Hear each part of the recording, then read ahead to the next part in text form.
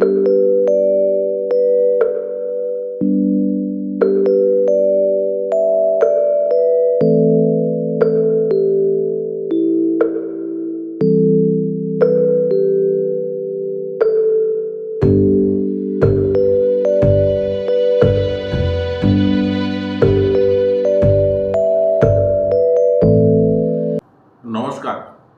আজকে এমন একটা বিষয় নিয়ে কথা বলতে বসেছি, যেটা নিয়ে সচরাচর খুব একটা আলোচনা হয় না। পশ্চিমবঙ্গে নতুন একটি সরকার শপথ গ্রহণ করে দায়িত্ব পালন করা শুরু করেছে। তাদের কাছেও আমার এই ব্যাপারে একটা আবেদন থাকছে। প্রতিবেদনটি দেখে নিন। এটা হচ্ছে কলকাতা বিমানবন্দরে উন্নয়নের ব্যাপারে। একটা ব্যাপার কি জানেন তো, সেই যখন ছোটোবেলায় ছিলাম তখন দেখেছিলাম কলকাতা মহানগরীতে এই যে সমস্ত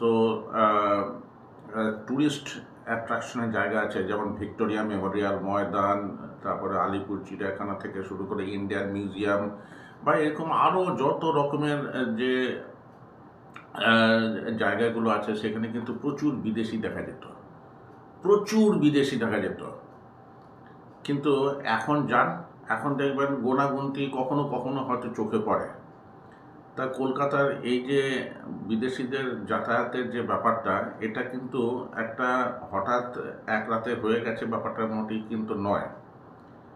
আজকে পৃথিবীতে বিমানবন্দর শুধু যাতায়াতের জায়গা নয়, একটা শহরের অর্থনীতি, আন্তর্জাতিক গুরুত্ব, বিনিয়োগ, পর্যটন এবং ভবিষ্যতের প্রতীক। দিল্লি আজ উত্তর ভারতের গেটওয়ে, মুম্বাই পশ্চিম ভারতের বাণিজ্যিক জানালা, বেঙ্গালুরু প্রযুক্তি ভারতের আন্তর্জাতিক সংযোগের কেন্দ্র। কিন্তু পূর্ব ভারতের জন্য সেই ভূমিকা কে পালন করবে? একসময় কলকাতা ছিল এশিয়ার অন্যতম গুরুত্বপূর্ণ বিমান যোগাযোগ কেন্দ্র, অথচ আজও পূর্ব ভারতের লক্ষ লক্ষ মানুষকে আন্তর্জাতিক গন্তব্যে পৌঁছতে দিল্লি, মুম্বাই, দুবাই কিংবা সিঙ্গাপুরের উপর নির্ভর করতে হয়। কেন কলকাতার আন্তর্জাতিক এভিয়েশন হাব হয়ে উঠতে পারে না বা পারল না? কোথায় পিছিয়ে পড়ল নেতাজি সুভাষচন্দ্র বসু আন্তর্জাতিক বিমানবন্দর? এই ব্যাপারটা নিয়েই কিন্তু আলোচনা করতে বসেছি। দেখুন, এখন যেটাকে বলছেন নেতাজি সুভাষচন্দ্র বসু ইন্টারন্যাশনাল এয়ারপোর্ট, আগে পরিচিত ছিল। এই দমদম এয়ারপোর্টের যে একটা গৌরবময় একটা ইতিহাস রয়েছে, 1940 থেকে 1960 সাল পর্যন্ত ছিল কলকাতা বিমানবন্দরের একদম গৌরবোজ্জ্বল একটা অধ্যায়।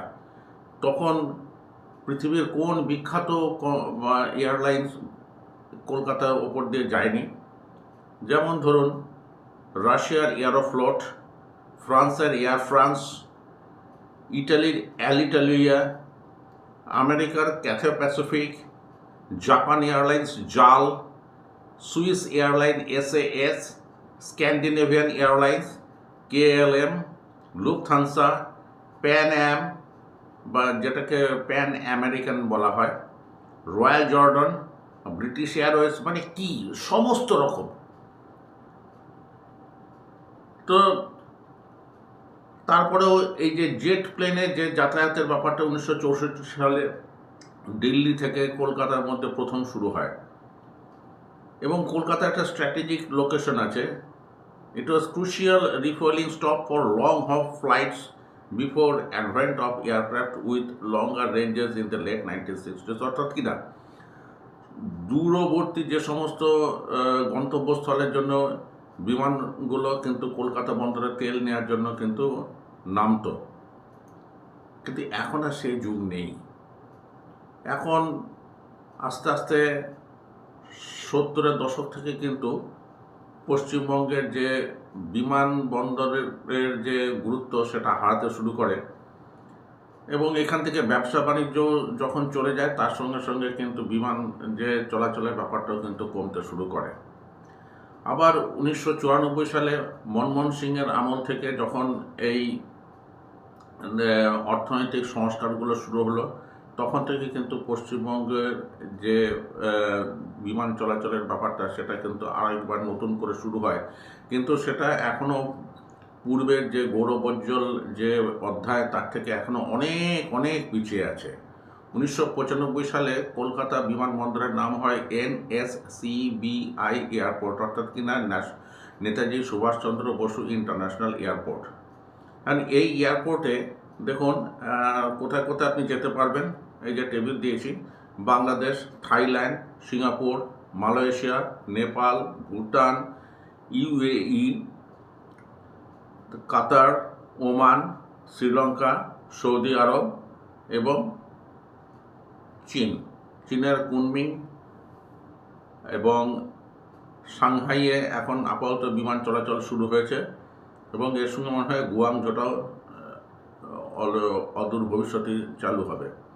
অর্থাৎ কিনা ভারতের যে লুক ইস্ট নীতি যদি ফলো করা হয় তাহলে পশ্চিমবঙ্গ যেমন দক্ষিণ পূর্ব এশিয়ার প্রবেশদ্বার, ওইখান থেকে যেমন জাপান বা কোরিয়া বা থাইল্যান্ড এই সমস্ত দেশ থেকে যদি ভারতে ফ্লাইট আসে তাহলে তার সব থেকে নিকটতম ভারতীয় মেট্রো বিমানবন্দর সেটা হচ্ছে কলকাতা। কিন্তু কলকাতা কি শুধু এইটুকু নিয়ে সীমাবদ্ধ থাকতে পারে? আজকে কলকাতা বিমানবন্দরের কী ক্ষমতা আছে দেখুন। ডোমেস্টিক ফ্লাইট ওঠানামা করে দিনে 350 থেকে 380টা। এটার মধ্যে কিন্তু অ্যারাইভাল এবং ডিপার্চার দুটোই ধরা আছে, এবং ইন্টারন্যাশনাল ফ্লাইট হচ্ছে 40 থেকে 50টা পার ডে। এবং তাহলে দেখা যাচ্ছে যে কলকাতা বিমানবন্দর দিয়ে সব শুধু দিনে 390 থেকে 430টা ফ্লাইট যায়, অ্যারাইভাল ডিপার্চার কম্বাইন্ড। ডোমেস্টিকে হচ্ছে 360 থেকে 360টা মতো, আর ইন্টারন্যাশনাল হচ্ছে 40 থেকে 45টা।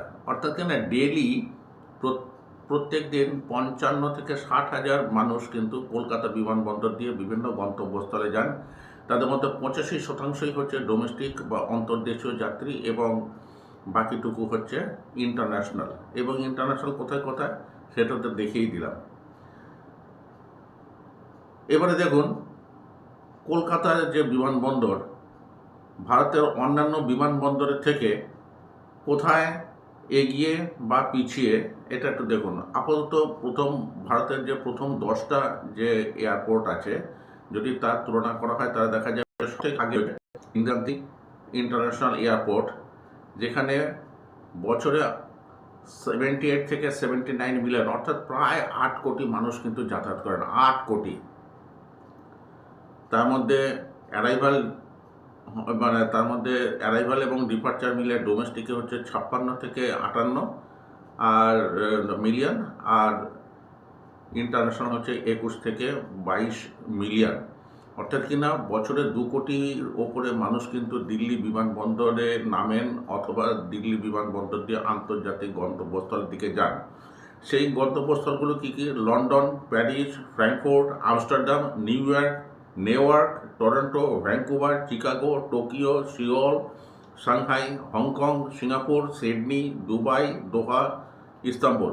এটা হচ্ছে ভারতের রাজধানী এবং এটা হচ্ছে তার ফলাফল।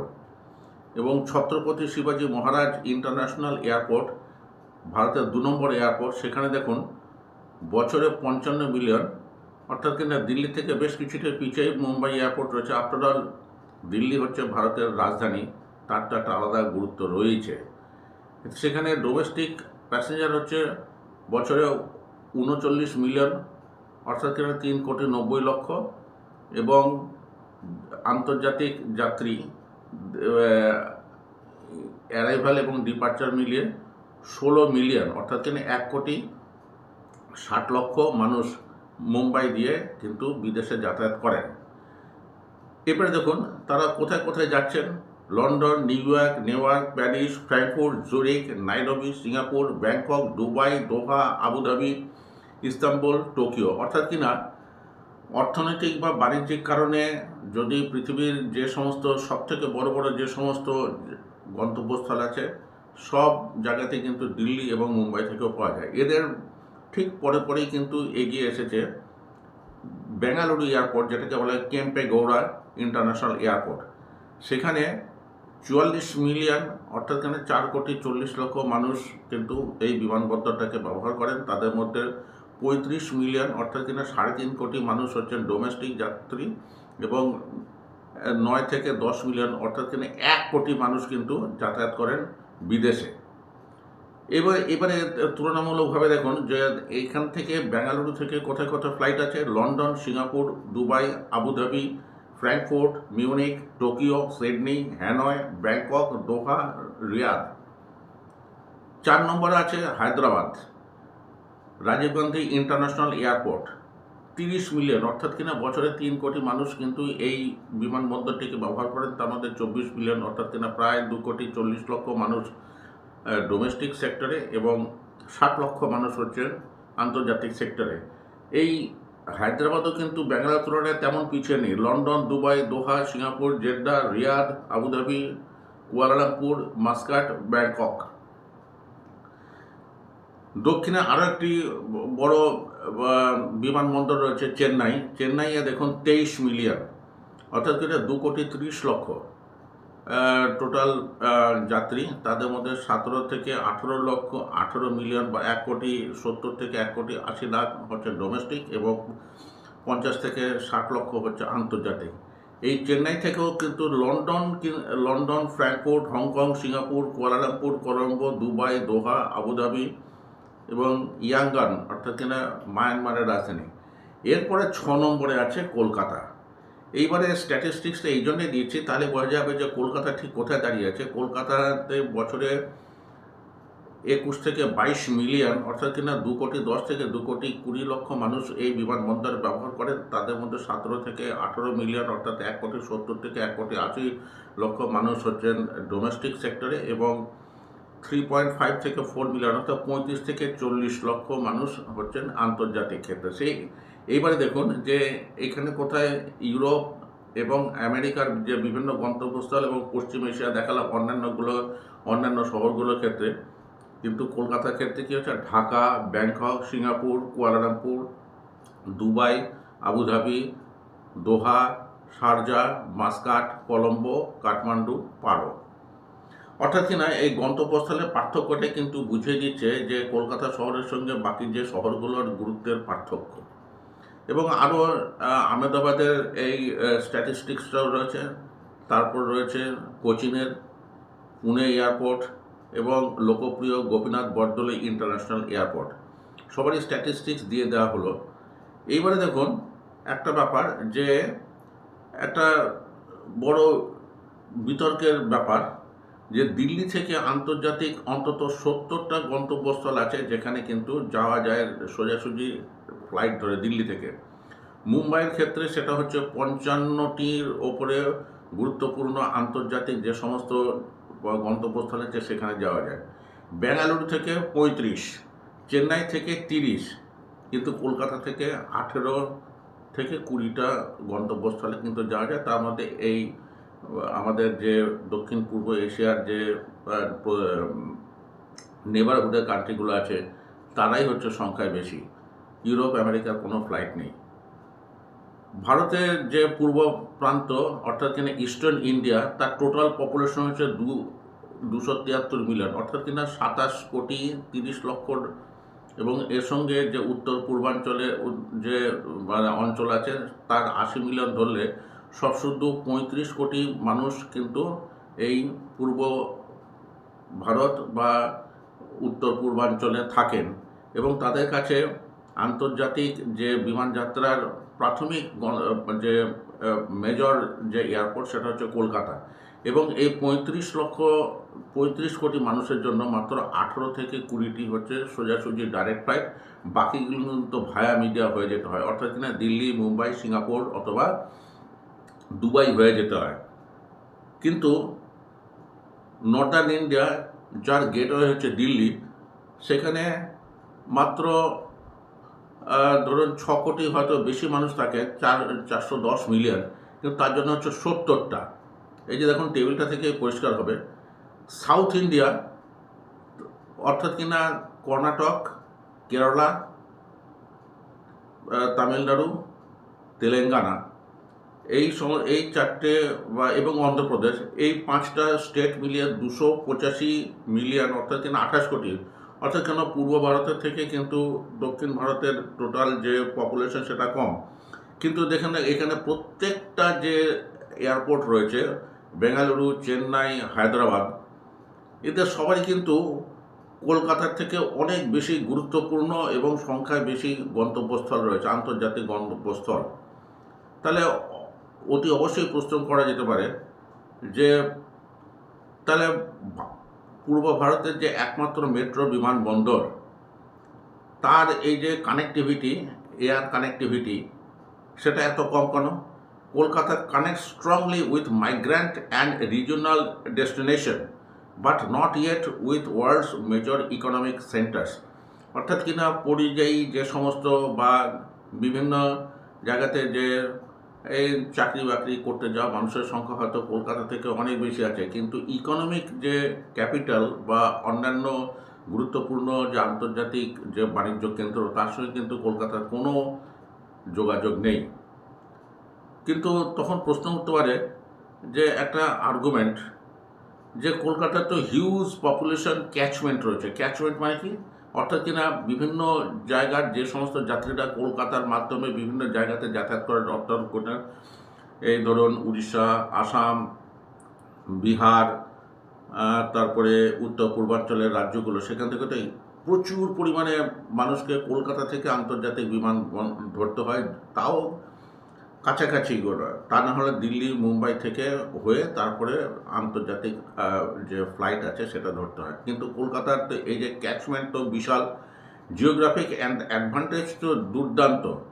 ইস্টার্ন যে ভারতের যে পূর্বাঞ্চলের যে গেটওয়ে বলা হয়, একদম পূর্ব প্রবেশদ্বার, বাংলাদেশের সঙ্গে একদম পাশাপাশি, উত্তর পূর্বাঞ্চলের সঙ্গে সামনাসামনি, এবং বে অফ বেঙ্গল, অর্থাৎ কিনা যে এই বঙ্গোপসাগরের সবথেকে নিকটবর্তী যে গুরুত্বপূর্ণ যে বিমানবন্দর, সেটা কিন্তু হচ্ছে কলকাতা। হতে বলবেন যে প্লেনের সঙ্গে এই এই বে অফ বেঙ্গলের বা বঙ্গোপসাগরের কী সম্পর্ক, সেটা একটু ব্যাখ্যা করছি, তাহলে বুঝবেন যে কলকাতার গুরুত্বটা কতখানি রয়েছে, কিন্তু আমরা কতটুকুই বা সেটা ব্যবহার করতে পারছি। সেটা হচ্ছে যে কলকাতা, এটাকে বলে India's closest major metro to south east Asia.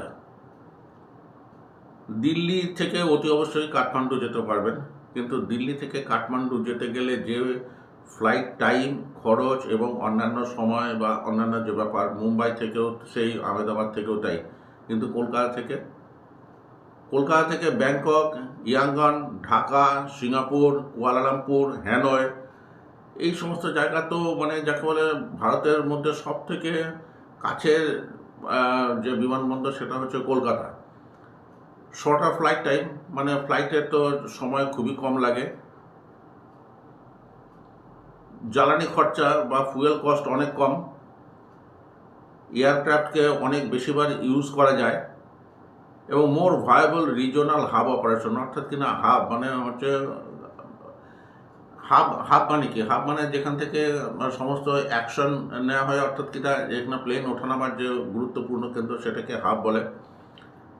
তারপরে ব্যাপারটা হচ্ছে কি, natural gateway to BIMSTEC region, অর্থাৎ যে India, Bangladesh, Sri Lanka, Myanmar, Thailand, Nepal, Bhutan, এই সমস্ত জায়গার তো রয়েছে। এই সমস্ত জায়গার মানুষ কেউ যদি পশ্চিমের যে দেশগুলোতে যেতে হয়, তাহলে তারা কিন্তু কলকাতাতে নেমে কিন্তু সোজাসুজি হয় আরবে কিংবা ইউরোপ, আমেরিকাতে যেতে পারেন। কলকাতা তো সেই সম্ভাবনাটা তো রয়েছে। তারপরে ট্রানজিট পোটেনশিয়াল, অর্থাৎ কিনা এই যে বলে না ভায়া অমুক, ভায়া তমুক, কলকাতাটা জাংশন, হাব মানে হচ্ছে জাংশন। এই যে বাংলাদেশ, ভুটান, উড়িষ্যা, নেপাল, ঝাড়খণ্ড, বিহার, সমস্ত জায়গার মানুষ তো কলকাতায় এসে জড়ো হয়, তারপর সেখান থেকে যাবেন। আচ্ছা, তারপর দেখুন আর একটা ব্যাপার হচ্ছে, জাস্ট লুক ইস্ট পলিসিতে কিন্তু কলকাতাই ভারতের মধ্যে সব থেকে আগে থাকে। তারপরে আরও একটা ব্যাপার হচ্ছে কি, যে যে বিভিন্ন বাণিজ্যিক যে পণ্য আছে, যেমন চা থেকে শুরু করে টেক্সটাইল, ফার্মাসিউটিক্যালস, ইলেকট্রনিক্স বা পেরিশেবল গুডস, এইগুলো যখন এই পণ্যগুলোকে নিয়ে যখন এক্সপোর্ট ইম্পোর্ট হয়, কলকাতা থেকে সুবিধাজনক এয়ারপোর্ট আর কোনটা হতে পারে? এরপরে দেখুন আবার আবার ফিরে যাই সেই আগের জায়গাতে, যে কেন বললাম যে বে অফ বেঙ্গল বা বঙ্গোপসাগর কলকাতা বিমানবন্দরের ক্ষেত্রে কেন গুরুত্বপূর্ণ। এই যে কলকাতা থেকে তো London, New York, Tokyo, Frankfurt, Paris, Seoul, Toronto, এই আমস্টারডাম, এই সমস্ত জায়গায় তো কোনো রকম উপায় নেই, আপনাকে এখান থেকে হয় দিল্লি, মুম্বাই অথবা দুবাই হয়ে বা সিঙ্গাপুর হয়ে কিন্তু এই সমস্ত জায়গাতে যেতে হবে। A passenger from Kolkata often has to fly to Delhi, Mumbai, Dubai or Singapore before reaching the world. Eastern India contributes enormously to India's economy. পূর্ব ভারত কিন্তু ভারতের যে অর্থনীতিতে একটা বিশাল তার যোগদান রয়েছে, ওয়ার্কফোর্স রয়েছে, মার্কেট সাইজ রয়েছে, কিন্তু বিশ্বের যে গুরুত্বপূর্ণ অর্থনৈতিক যে কেন্দ্র সেখানকার সঙ্গে কিন্তু কলকাতার কোনো রকম কানেক্টিভিটি নেই। বেঙ্গালুরু যদি সিলিকন ভ্যালির সঙ্গে কানেক্টিভিটি থাকে, হায়দ্রাবাদ যদি মানে তার বিমানবন্দরে যদি বিস্তৃতি ঘটতে পারে, আহমেদাবাদ যদি লন্ডন ফ্লাইট পায়, তাহলে কলকাতা বাদ রয়েছে কেন? এই অবস্থাতেই কিন্তু মানে একটা দেখতে হবে যে কলকাতা বিমানবন্দরের কিন্তু অনেক খামতি রয়েছে, এটা কিন্তু অস্বীকার করা যাবে না। যে আজকে তো শুধু শুধু তো মুম্বাই থেকে মানুষ কলকাতা আসবেন, তারপর সেখান থেকে ইউরোপ আমেরিকার প্লেন ধরবেন, ব্যাপারটা তো তা নাও হতে পারে। তো প্যাসেঞ্জার যে হওয়ার সেটা তো কতগুলো ব্যাপার রয়ে গেছে, সেটা আগে মানতে হবে। আগে শুধু দেখে নেওয়া যাক যে কলকাতাতে এখন কি কি ফ্লাইট এখনই চালু হতে পারে এবং যার বাণিজ্যিক যে ভায়াবিলিটি অর্থাৎ কমার্শিয়াল ভায়াবিলিটি কিন্তু এখানে যথেষ্ট হতে পারে। যেমন ধরুন কলকাতা থেকে লন্ডন, ব্রিটিশ এয়ারওয়েজ তো এই 8 থেকে 10 বছর আগেও তো ব্রিটিশ এয়ারওয়েজ তো কলকাতা থেকে তো ফ্লাইট চালাতো সপ্তাহে 2টো, উঠিয়ে নিয়েছে। অথচ বাঙালিদের একটা মানে বাঙালি ডায়াসপোরা অর্থাৎ কিনা বাঙালি বংশোদ্ভূত মানুষ কিন্তু ইংল্যান্ডে প্রচুর। Air India, Indigo, British Airways এরা সবাই কিন্তু ফ্লাইট চালাতে পারে। সিঙ্গাপুর থেকে কলকাতা কিন্তু এখন যে ধরনের ফ্লাইট চলে তার থেকে অনেক চওড়া ফ্লাইট, যেটাকে বলে ওয়াইড বডি, সেই ফ্লাইটগুলো কিন্তু যেতে পারে। এবং এটা যদি এমন ব্যবস্থা করা হতো যে সিঙ্গাপুর হয়ে, কলকাতা থেকে সিঙ্গাপুর হয়ে সোজা একদম পশ্চিম যে এশিয়াই হোক অথবা ইউরোপ আমেরিকায় হোক, তার ডাইরেক্ট ফ্লাইট কিন্তু থাকতেই পারত। কলকাতা থেকে টোকিও ফ্লাইট নেই কেন? অথচ দেখুন ট্যুরিজম বলুন, বিজনেস বলুন, ইলেকট্রনিক্স বলুন এবং নর্থ ইস্ট এশিয়ার কানেক্টিভিটি বলুন, কলকাতা থেকে সুবিধাজনক আর কে আছে? এখান থেকে আগেও তো জাপান এয়ারলাইন্স তো এখান থেকে তো ফ্লাইট চালাতো, এয়ার ইন্ডিয়াও চালাতো, এখন ইন্ডিগো চালাতে পারে।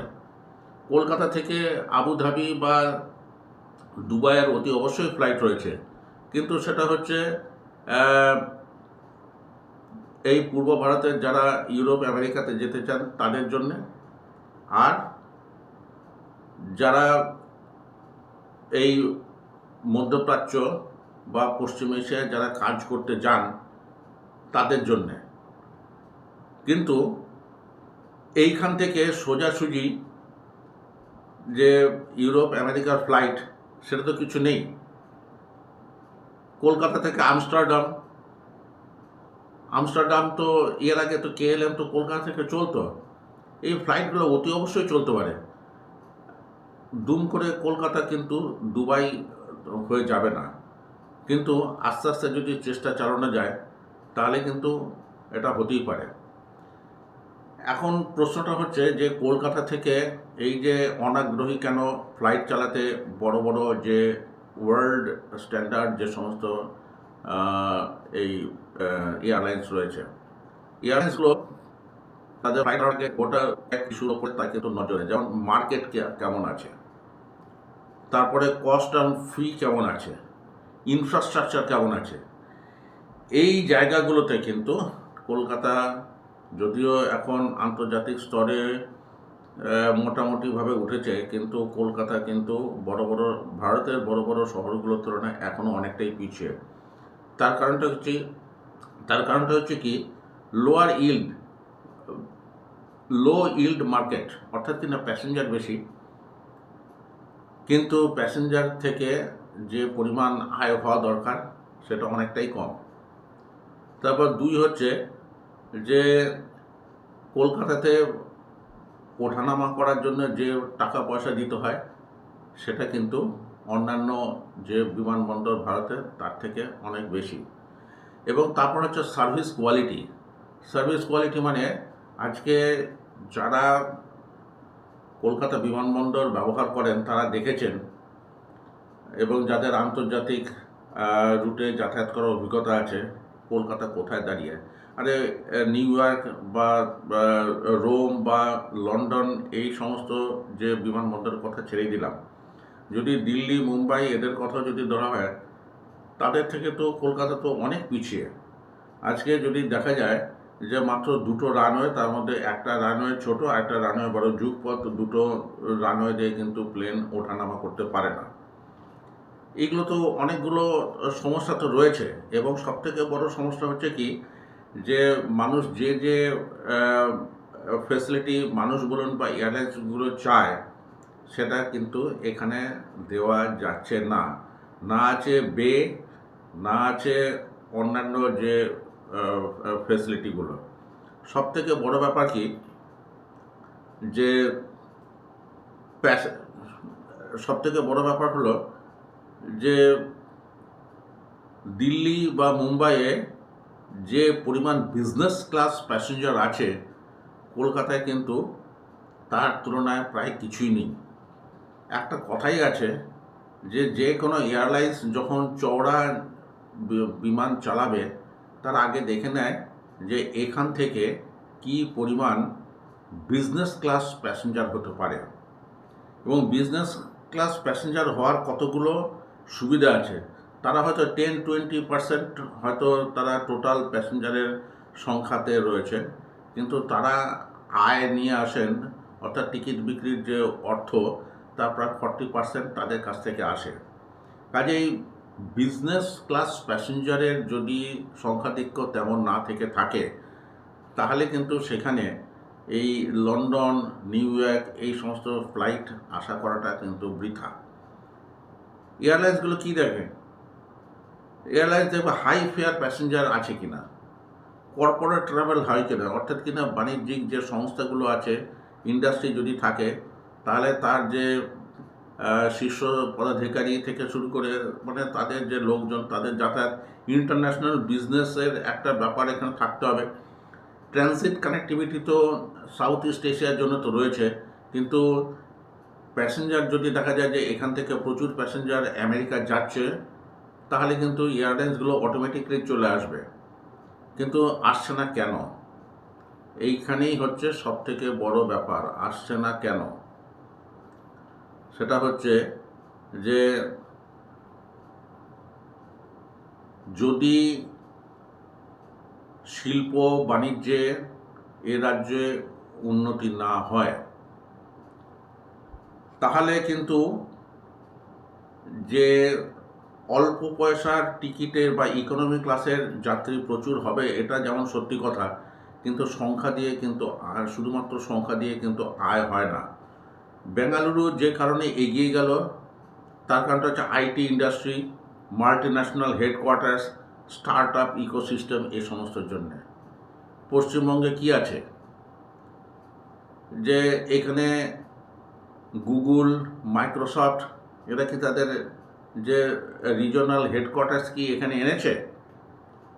তারপরে যারা বিজনেসের জন্য যাদের ঘন ঘন এখান থেকে ওখানে যেতে হয়, তারা কি কলকাতাকে তাদের যে মানে হেড অফিস করেছে? দিল্লি বা মুম্বাইয়ে কিন্তু দেখা যাবে যে কর্পোরেটের যে হেডকোয়ার্টার্স সব কিন্তু এই দুটো শহরের মধ্যে বেশিরভাগ ক্ষেত্রেই কিন্তু তাদের রয়েছে। পশ্চিমবঙ্গের ক্ষেত্রে কি রয়েছে? তারপরে ডায়াসপোরা ব্যাপার হচ্ছে বিভিন্ন বংশোদ্ভূত যে মানুষজনের বাস এখানে কতটা। পশ্চিমবঙ্গে মেডিকেল ট্রাভেল করতে কতজনে আসেন, কতজনে পশ্চিমবঙ্গে পড়াশোনা করার জন্য আসেন। তো এই সমস্ত জিনিসগুলো তো ভাবতে হবে, তো তা না হলে তো ইউরোপ আমেরিকার প্যাসেঞ্জারের কথা ভেবে তো লাভ নেই। তো সেই জন্যই এখন ব্যাপারটা হচ্ছে কি, যে যদি বলা হয় যে কলকাতা কি বাড়তে পারছে না, শুধুমাত্র এয়ারপোর্টের ফেসিলিটি নেই, এই জন্য এখানে যতই ফেসিলিটি দিন না কেন এখানে কিন্তু অত প্যাসেঞ্জার হবে না যতক্ষণ না পর্যন্ত এখানকার মানুষকে বিজনেসের কারণে বা অন্য যে কোনো কারণে হোক প্রচুর সংখ্যায় বিদেশে যাওয়ার মতো পরিস্থিতি যদি না তৈরি হয়। এবং এই এই এই এমন একটা জায়গা যেখানে কেন্দ্রীয় সরকার এবং রাজ্য সরকার এদেরকে যৌথ ভূমিকায় আপাতত যদি পালন করেন, তাহলে কিন্তু এই কলকাতা বিমানবন্দরের অবস্থার কিন্তু উন্নতি হতে পারে। তার জন্য স্টেট গভর্নমেন্ট কী করতে পারে? স্টেট গভর্নমেন্ট নিশ্চয়ই আইটি অর্থাৎ তথ্য প্রযুক্তি, ফিনান্স, ইলেকট্রনিক্স, লজিস্টিক্স বা গ্লোবাল সার্ভিস এই ব্যাপারে কিন্তু যদি নজর দেয়, বিজনেস ডিস্ট্রিক্ট করে কনভেনশন ইনফ্রাস্ট্রাকচার যদি করতে পারে, তাহলেও দেখা যাবে যে প্রচুর কনভেনশন ইনফ্রাস্ট্রাকচার অর্থাৎ বিভিন্ন ধরনের কনভেনশন থেকে শুরু করে কনফারেন্সের যে কেন্দ্র যদি কলকাতায় গড়ে উঠতে পারে, মেডিকেল ট্যুরিজম অর্থাৎ চিকিৎসার জন্য এখান থেকে লোকে সাউথ ইন্ডিয়া যায়, যদি সাউথ ইন্ডিয়ার লোকে যদি এখানে আসে, এবং এডুকেশন হাব যে এখানে তো আইআইটি থেকে শুরু করে তো আইআইএম সবই আছে, কিন্তু এদের সংখ্যা যদি আরও বাড়ে অর্থাৎ সুপার সেন্টার অফ নলেজ যদি এখানে হতে পারে, আরবান ইনফ্রাস্ট্রাকচার যদি বাড়ানো যায়, তাহলে কিন্তু কলকাতা থেকে আন্তর্জাতিক দূরপাল্লার যে যাত্রী অতি অবশ্যই বৃদ্ধি পেতে পারে। আর কেন্দ্রীয় সরকার কী করতে পারে? এয়ারলাইন্সদেরকে কিছু কিছু পরিমাণে উৎসাহ বা ইনসেন্টিভাইজ করতে পারে যে আপনারা এখানে প্লেন চালান, তার জন্য কেন্দ্রীয় সরকার কিন্তু এখানে হয়তো দেখা যাবে যে কিছু উৎসাহবর্ধক স্কিম ঘোষণা করলো। এবং কেন্দ্রীয় সরকার যদি গ্যারান্টি হয়ে দাঁড়ায়, তাহলে বাইল্যাটারাল যে এয়ার সার্ভিস এগ্রিমেন্ট বিভিন্ন দেশের সঙ্গে যে এয়ার সার্ভিস এগ্রিমেন্ট ভারত সরকার হয়, কলকাতাও অন্তর্ভুক্ত হতে পারে। তারপর কার্গো হাব ডেভেলপমেন্ট, বিভিন্ন কার্গো যেমন বিভিন্ন প্রান্তে পাওয়া যায়, কলকাতা যে সমস্ত যে কার্গো বাণিজ্যিক যে পণ্য, সেই পণ্য যদি কলকাতা থেকে বিভিন্ন দেশে নিয়ে যাওয়ার রপ্তানির যদি গেটওয়েটা যদি কলকাতা করা যায়, অর্থাৎ কেন্দ্র এবং রাজ্য সরকার, এবং শুধু কেন্দ্র এবং রাজ্য সরকারই নয়, এর সঙ্গে রয়েছে এখানে প্রচুর পরিমাণে ইনভেস্টমেন্ট হতে হবে এবং কর্পোরেটগুলোকেও কিন্তু সমানতালে এগিয়ে আসতে হবে। কলকাতার যে পোটেনশিয়াল রয়েছে, সেই পোটেনশিয়ালটা যদি ঠিক মতো করে কাজে লাগাতে হয়, তাহলে কিন্তু এই তিনটে যে সাইড অর্থাৎ বিজনেস, স্টেট গভর্নমেন্ট, সেন্ট্রাল গভর্নমেন্টকে একত্রে কাজ করতে হবে, এবং তাহলে কলকাতার উন্নতি হওয়া সম্ভব। তা নাহলে এই ঢাকা, পারো, খুব বেশি হলে ব্যাংকক বা মালয়েশিয়া, এই সমস্ত নিয়ে কলকাতাকে সন্তুষ্ট থাকতে হবে, যেটা কলকাতার মোটেই প্রাপ্য নয়। কলকাতায় এর থেকে অনেক অনেক বেশি পরিমাণে, হয়তো দিল্লির মতো হবে না, কিন্তু কাছাকাছি তো হতে পারে। আশা করতে ক্ষতি কি? দেখা যাক। চেষ্টা করলাম কলকাতা বিমানবন্দরের বিভিন্ন অ্যাসপেক্ট নিয়ে নিজের একটা আশা, আকাঙ্ক্ষা, ইচ্ছা পূরণের কথা একটু আলোচনা করলাম। আপনাদের কেমন লাগলো? যদি তথ্য কিছু ভুল থেকে থাকে, তাহলে অতি অবশ্যই সেটাকে পয়েন্ট আউট করে দেবেন, এবং দেখা যাক কি হয়। এপিসোডটা এখানে শেষ করছি। নমস্কার।